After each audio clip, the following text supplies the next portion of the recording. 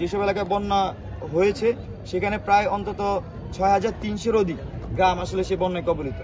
তো আর অন্যদিকে যদি আমাদের এখানের প্রোডাকশনের কথা বলি, আমাদের এখানে এই কয়েকদিন অভিজ্ঞতায় আমরা দেখতে পেয়েছি আমাদের মাত্র ২০ থেকে ২৫,০০০ পরিবারের জন্য আমরা এই ত্রাণ রেডি করতে পারি, প্যাকেজিং করতে পারি। আমাদের প্যাকেজিং ক্যাপাসিটি হচ্ছে ২০ থেকে ২৫,০০০। তো আবার অন্যদিকে সে ২০ থেকে ২৫,০০০ ত্রাণ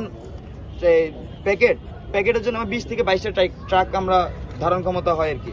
তো প্রতিদিন দেখা যাচ্ছে ২০ থেকে ২২টা বা ২৫টা বা ১৯টা এরকম সংখ্যক আমরা ট্রাক কিন্তু পাঠাচ্ছি। তো একটা ট্রাকে যদি ১,০০০ প্রোডাক্ট থেকে গড়ে, আমি যদি বলি একটা গ্রামের মধ্যে ১,০০০ পরিবার থেকে, তো আমরা সর্বোচ্চ প্রতিদিন মাত্র ২০টা গ্রামে অথবা ২৫টা গ্রামে আসলে পৌঁছাতে পারি। কিন্তু আমি গ্রামের সংখ্যা মাত্র বললাম যে ৬,৩০০। তার মানে আমরা যদি এভাবে যেভাবে কার্যক্রম চালাচ্ছি, এভাবে যদি কার্যক্রম আসলে চালিয়ে যাই, তাহলে দেখা যাচ্ছে আসলে প্রত্যন্ত অঞ্চল থেকে শুরু করে সারা দেশে আমরা আসলে পৌঁছাতে পারবো না, এটা খুবই সত্য। এবং আমরা দেশবাসীকে আহ্বান জানাবো, আমাদের যেই ক্যাপাসিটি তার সর্বোচ্চ চেষ্টা আমরা করে যাচ্ছি।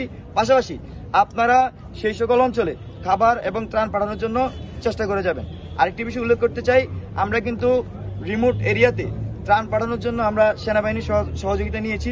সেনাবাহিনীর মাধ্যমে কিন্তু আমরা আমাদের সেনাবাহিনী এবং বিমান বাহিনী তাদের মাধ্যমে কিন্তু আমরা আমাদের ত্রাণ কার্যক্রম পরিচালনা করছি।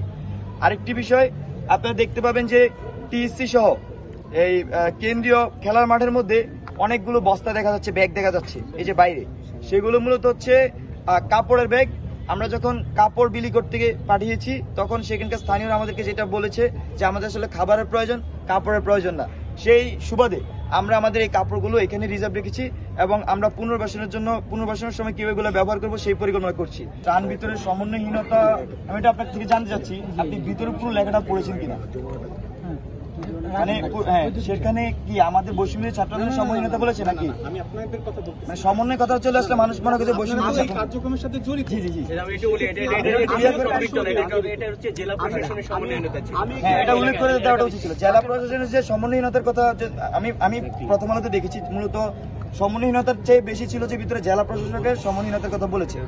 তো সেক্ষেত্রে আমাদের কাছে অনেক জায়গা থেকে তথ্য এসেছে, তারা যারা আমাদের বৈষম্য ছাত্র আন্দোলনের পক্ষ থেকে কাজ করছে, কিছু কিছু জায়গায় তারা আসলে অসহযোগিতা বলবো কিনা, মানে তারা স্যাটিসফাইড না আর কি, এরকম কিছু তথ্য আমাদের কাছে এসেছে। কিন্তু সেগুলো ভেরিফাইড না, যেহেতু আমরা আসলে নিজে সরজমিনে সেটা দেখিনি।